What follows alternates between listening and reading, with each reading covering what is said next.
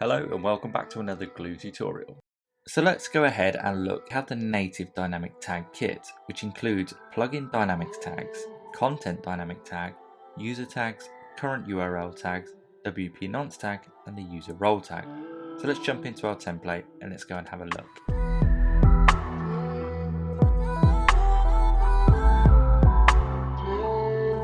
So again, if we use our heading widget, let's go ahead and take a look at dynamic tags and scroll all the way to the bottom. And what we're going to look at first is the plugins dynamic tag.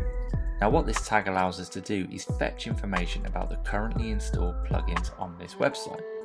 So if we select the plugin, this will give us a list of all the installed plugins. So if we select Elementor, and what we can do once this plugin is selected is actually return some information about that particular plugin. So things like the name, or the version, author, or description. So this might come in handy in some of your projects. So the next tag that we're going to take a look at is the context dynamic tag.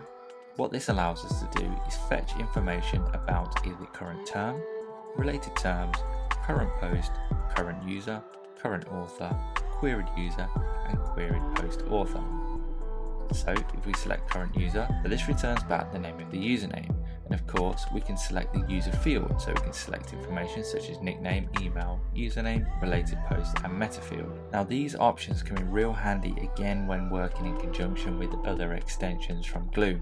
So we can get information back from either the current term or related terms or current post. So we can really create dynamic websites. And again, I'd highly recommend going to take a look at the dynamic composer kit video, where you can really see these in action. So let's move on to the next one. So the next option is going to be user tags. So again, let's remove this. If we select current user post IDs, so what this will allow us to do is return back IDs from post types such as posts, pages, media, landing pages, and so on. If we select posts, so this returns back the IDs of the post that this particular user has actually posted. And again, if we take a look at pages and media.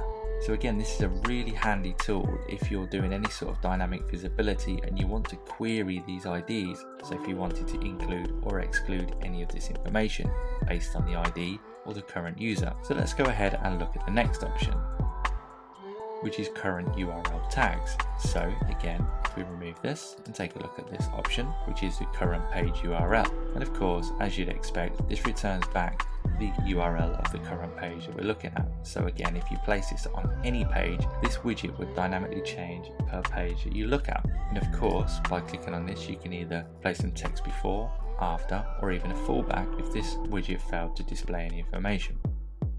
So the next option we're going to look at is the WP Nonce tag. So what we're going to use this time is a button. So if we place this into view, so instead we're going to place this time the dynamic tag on the link. So if we scroll down and we take a look at WP Nonce tag, we take a look at the options in here. So what this will allow us to do is create a unique logout URL. So this is a safe and secure link that is generated by WordPress for security and to stop spamming of the website.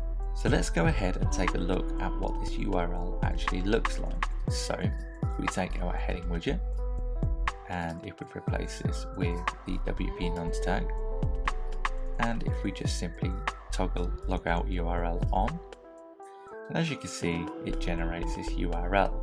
And of course, you can actually place in your own URL. So if we were to place in a link of our own, as you can see, it automatically adds the information at the end of the link. And of course, you can use a dynamic tag to pull in a link dynamically. So let's go ahead and take a look at the next option. So finally, we have the user role tag. So let's remove this information here and here and place our heading widget once again and select dynamic tags. And let's take a look at the user role tag. Now what this allows us to do is select either the current user, current author, or queried user. Now if we take a look at current user, which is the user that I'm logged in as, we can either return back the label or the value, and the output format again is either UL, OL, delimiter, array length, or specific array. So let's just take a look at the URL structure. And as you can see, this returns back the information about the current logged in user. Thank you very much again for watching, and I hope to see you in the next one.